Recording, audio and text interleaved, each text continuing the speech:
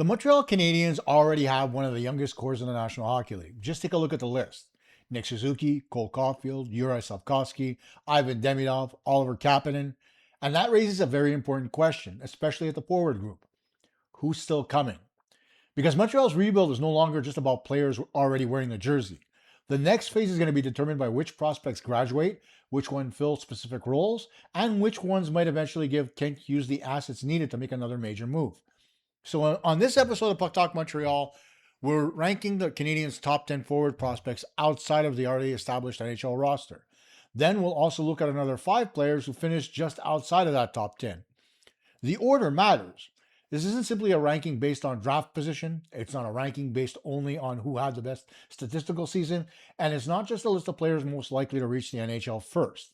We're balancing 4 specific things: NHL ceiling, probability of reaching that ceiling, positional value, and whether the player possesses a role that realistically translates to the National Hockey League. And that particular distinction matters a lot. One prospect may have legitimate top 6 talent, but considerable risk, while another may project to be a fourth-line player, but is far more likely to play 300 NHL games. So let's talk some puck.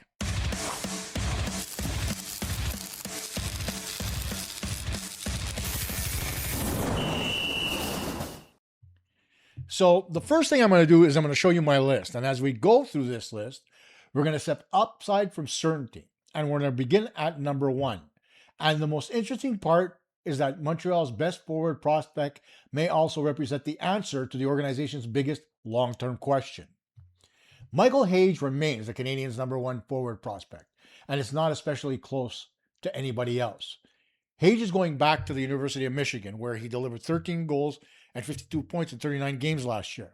But the argument for Hage is about much more than just his production. It's about the way his tools fit together. He can skate, transport the puck through the neutral zone, he can distribute under pressure, and he has the size, skill, and awareness to remain in the middle of the ice. That last point matters more than people realize. There are plenty of skilled junior and college centers who eventually move to the wing because the NHL demands more defensively, physically, and tactically. Hage has a realistic opportunity to remain at center, and that gives him tremendous value to Montreal. The Canadiens have established Nick Suzuki as their number 1 center on the first line. Kapanen has already shown that he could play NHL minutes. But Hage is the prospect with the best chance to eventually give Montreal a genuine top 6 option down the middle. He doesn't need to be a superstar for that pick to transform the organization. If Hage becomes a reliable 60-point center who can transition and drive it, support his wingers, and handles difficult matchups, then Montreal's lineup construction is going to become much easier. It would allow Marty St. Louis to build 2 dangerous offensive lines without consistently moving players out of position. It would give Demidov a long-term center with speed and offensive intelligence. And it would reduce the pressure on Kent Hughes to acquire an expensive second-line center through trade or free agency. Because, of course, the market is just absolutely wacko right about now. The remaining question isn't whether Hage has the NHL ability. We've seen that his skill set translates to that. The question is how much offense will he create once the time and space disappear at the next level? Can he become a legitimate second-line driver, or does he settle into a more versatile, complementary role? The floor is encouraging, but the ceiling is really significant. And the positional value places Michael Hage first on my list of players. Second, we have the Canadiens' most offensively, naturally gifted forward in the prospect pool. And that player, as you can see, is Alexander Zharovsky. Now, if this ranking were based purely on offensive ceiling, then Zharovsky would be at number 1 by a landslide. He recorded 42 points in 59 KHL games as a teenager. Producing at that level against professional players is exceptionally difficult. But the statistics only tell part of his story. Zharovsky, when he's out there and he's flying, can manipulate defenders. He can change the angle of his attack with his hands. He can hold the puck long enough to force the defense to make the first move. And once an opening appears, he has the vision to find a teammate or attack the space himself, depending on the situation. And those are high-level offensive qualities. They can't easily be taught to a player. They need to be natural. And when Montreal selected him 34th overall in 2025, the Canadiens were betting on talent that had been undervalued. Now, just 1 year later, it already looks like they may have found one of the best value selections in that entire draft. But there's still a risk. Zharovsky will have to prove that his offense translates to more to the more physical brand of North American hockey. He's going to have less room to operate in, for example. Defenders are going to be able to close on him a little bit more quickly. And he won't need to show that he can remain effective when he doesn't control the puck. He's going to have to do that as well. That's why Hage stays ahead of him, just by a little bit. Hage has a safer positional projection and the more complete game. Zharovsky has the more explosive offensive ceiling. If everything hits, Montreal may eventually have Zharovsky and Demidov together with Hage, attacking opponents from different lines or creating together from the same unit. And that's a fascinating possibility. Now, at number 3 is the newest forward and newest first-round pick for the Montreal Canadiens, and that's Gleb Pugachev. Now, Pugachev is a very different prospect from Hage or Zharovsky, right? He doesn't possess Zharovsky's one-on-one creativity, and he doesn't yet have Hage's polished all-around offensive game. What he brings is a combination of pace, size, physical engagement, and raw offensive potential. At 6'3", Pugachev can pressure defenders, create disruption, and play through contact. He doesn't simply finish checks for the sake of appearing physical. His best physical plays help recover possession or separate opponents from the puck. That makes the style much more functional. It also gives him several possible routes to the NHL. If, for example, the offensive game develops, he could genuinely become a second-line power winger. If it doesn't develop, his size, pace, and two-way effort could produce a valuable third-line or fourth-line player. That gives him a better floor than many toolsy first-round projects. But there's a reason he sits third rather than alongside Hage and Zharovsky. The offensive processing remains raw for Pugachev. He has to become more consistent when he plays at speed. He has to show that he can create offense rather than simply generate energy, and that's going to require patience on his part. This isn't a player who should be judged according to whether he's ready for the Montreal Canadiens in 1 or 2 training camps either. The Canadiens drafted him as a long-term package. They're betting that the skill can catch up to the physical tools that he has. If that happens, Pugachev can bring an element the eventual Canadiens top 6 may otherwise lack.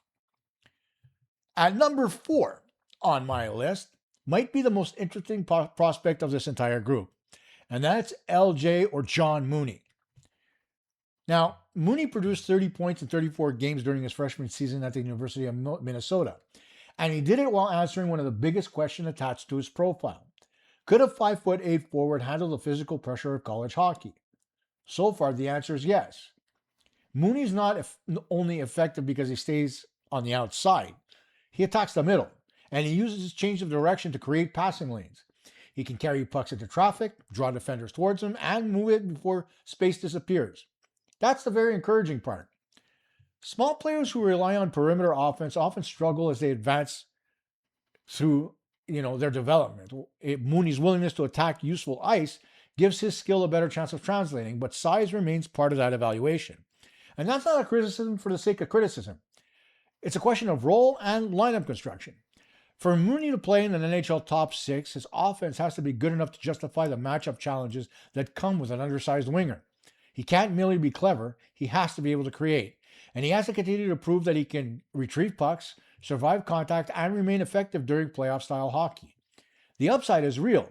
There are moments when he looks like a future top 6 playmaker, and there are also more projection risks here than there is with somebody like, let's say, Owen Beck, who's next on this list. Mooney ranks higher strictly because his potential reward is much greater. As I mentioned, at number 5, we've got Owen Beck. And this is where the conversation changes a little bit. Beck may not have the offensive ceiling of the top 4 prospects ahead of him, but he may be the safest bet of the entire list to become a regular NHL player. Beck understands defensive structure. He wins faceoffs, he kills penalties, he competes for possession, and he rarely needs the puck to make a positive contribution. Those qualities are extremely valuable when a young player is trying to earn trust of an NHL coaching staff.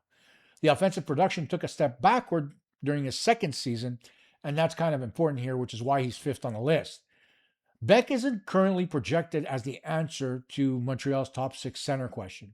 His pace and offensive decision-making will have to improve if he wants to exceed as a bottom 6 role.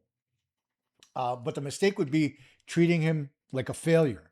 A responsible third-line center who takes difficult defensive assignments, wins key draws, and contributes on the penalty kill has meaningful value on a contending team. Look around the playoffs every year. The best teams need players who can stabilize the game. They need to have centers who can start in the defensive zone without creating panic. And they need players who make their wingers easier to use. Beck has all the ingredients to become that type of player. His challenge this season is to force Montreal to see him as more than just an emergency call-up. He needs to take a permanent job. At number 6 is the newest addition to this particular ranking, and that's Sasha Pastujov. I can't believe I pronounced his name properly.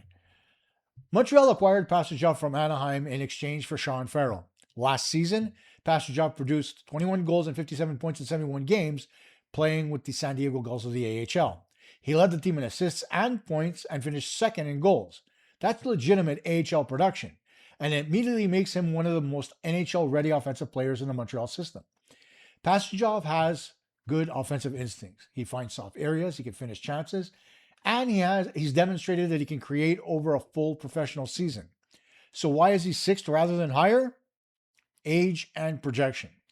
At 23, Pastujov is further along the development curve like guys like Hage, Zharovsky, Pugachev, or Mooney. His AHL numbers might be impressive, but the question is whether he has one more level available. Can his skating or off-puck game hold up at NHL pace? Can he produce enough offense to remain in a scoring role? And if he's not scoring, does he bring enough in other areas to stay in the lineup? Those questions are what's going to determine whether Montreal acquired a useful NHL winger or simply a very good AHL scorer. But don't dismiss the opportunity. The Canadiens traded for Pastujov because they needed more scoring depth outside the NHL roster.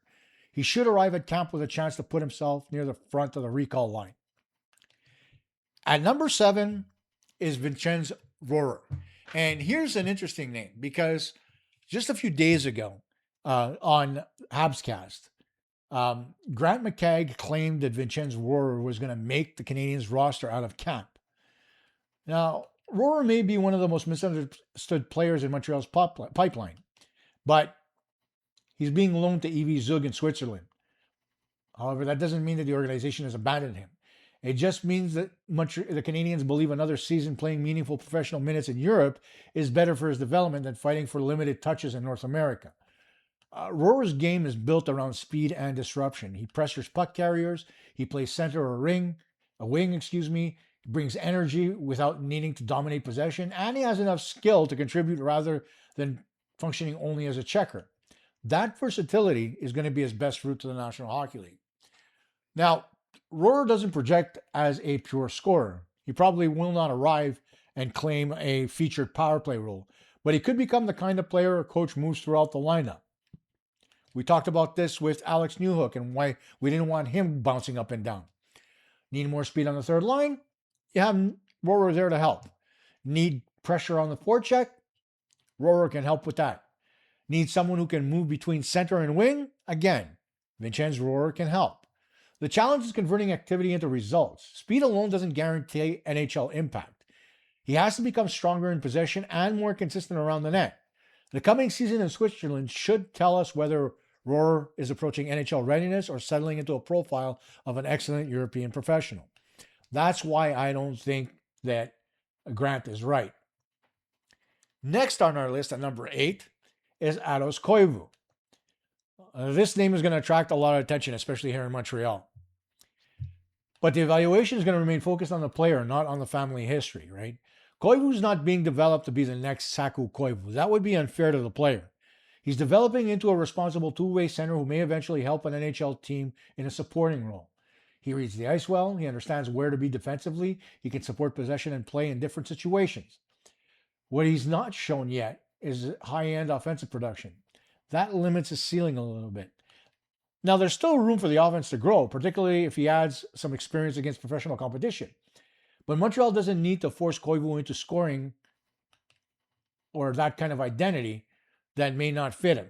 His route to the NHL is becoming trustworthy, winning enough draws, defending the middle, supporting the penalty kill, moving the puck efficiently, and providing enough secondary offense that the line isn't merely surviving. That may not create the same excitement as Zharovsky dangling through defenders, but teams need dependable centers. Koivu's development is going to be measured by whether his details become strong enough to overcome modest offensive totals. Now, at number 9 comes the prospect that everybody's going to want to talk about. And that, of course, is Florian Xhekaj.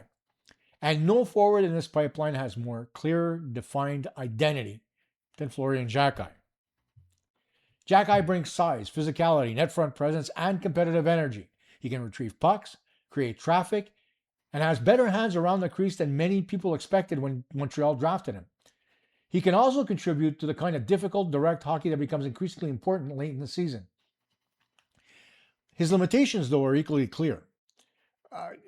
Xhekaj isn't a natural play driver. He's unlikely to carry a line through transition or create a high volume of offense only by himself. That means his value is going to depend heavily on how well he executes in his specific role. Can he arrive on the forecheck at the correct time? Can he recover possession without taking himself out of position?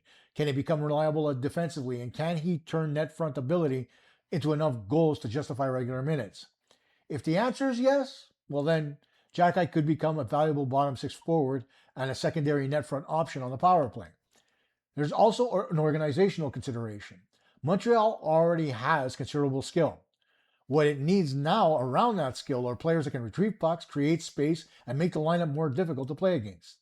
Xhekaj, should say Florian, has a chance to fill that need. And the guy rounding out our top 10 is Philip Eriksson. Now, Eriksson earned the final position because there's enough offensive ability to imagine a middle six outcome for him. He can handle the puck, he sees plays developing, and he's shown flashes of being able to contribute against professional competition in Sweden. But this is also where projection becomes much less certain. Eriksson has to turn those flashes into more consistent impact. He has to prove that his skill translates when the puck increases, or when the pace increases, I should say, and his time with the puck decreases. And Montreal will need to determine whether he's better suited to center or wing at the highest level. Now, the case for Eriksson at number 10 is based on upside. Some players immediately behind him may have clearer bottom six identities, but Eriksson possesses a more theoretical offensive potential. At this point, in a prospect ranking, that becomes a philosophical choice. Do you take the player with a safer route to 50 NHL games, or the player with a less certain route, but a chance to become more impactful if everything develops?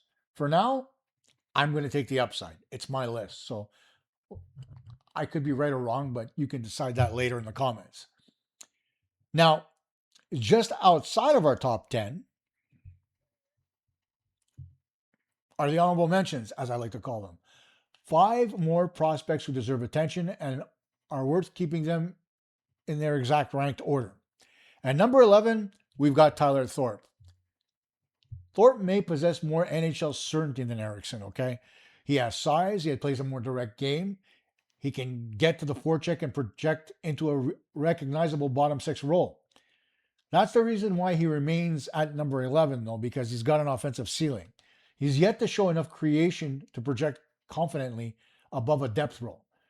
But if the objective is identifying players who can survive NHL minutes, then Thorpe has a credible case. He doesn't need to become a scorer to succeed. He needs to become dependable, physical, and difficult to play against while contributing enough offense to keep the game moving in the correct direction. At number 12 on my list, Hayden Papanikis. Now, Papanikis is intriguing because centers with size and development runway are also worth monitoring. His game has yet to redefine enough, to be refined enough, to be refined enough to place him in the top 10. The reason needs to be a lot quicker. The offensive consistency needs to improve. And he has to learn how to use his physical tools effectively against stronger competition. But the long-term package, Papanikis is very interesting. If his skating, defensive awareness, and puck play progress together, Montreal could have another sizable center capable of supporting the bottom six. He's a project, but he's the kind of project that can climb quickly once the individual pieces begin to connect themselves together. Then at number 13 comes another piece who's rather interesting, and that's Philip Mesar. Mesar remains one of the more difficult evaluations in this organization. His skill hasn't vanished. He can skate, make plays in transition, and his professional development it's plateaued. The offensive production hasn't matched the expectations attached to a former first-round selection, and he has yet to establish a secondary identity that would carry him into the NHL when he's not scoring.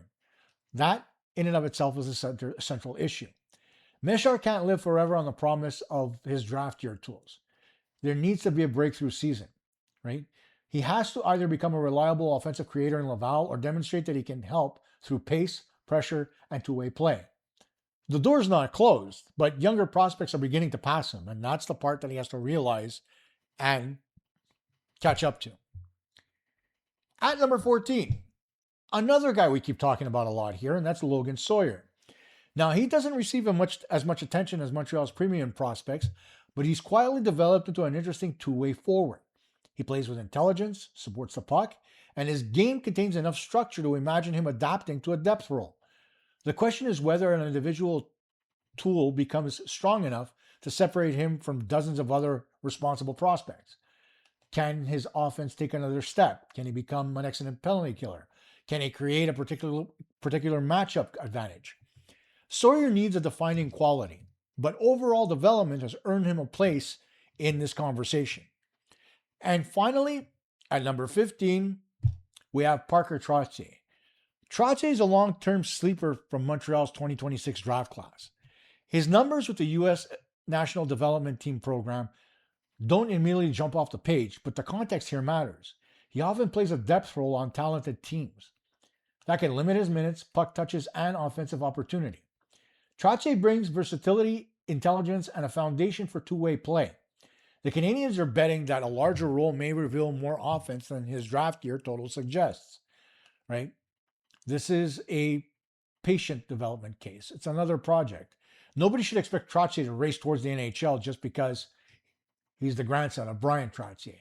The objective here is to give him more responsibility, allow his game to expand, and see whether he can transform from a useful junior role player into a legitimate professional prospect. At number 15, that's a worthwhile bet. So let's take a look at the list one more time and go over them. From 1 to 10, we've got Michael Hage, Alexander Zharovsky, Gleb Pugachev, LJ Mooney, and Owen Beck. That's your top 5. Then we got Saso Pastujov, Vincenz Rohrer, Eidos Koivu, Florian Xhekaj, and Philip Eriksson rounding out the top 10.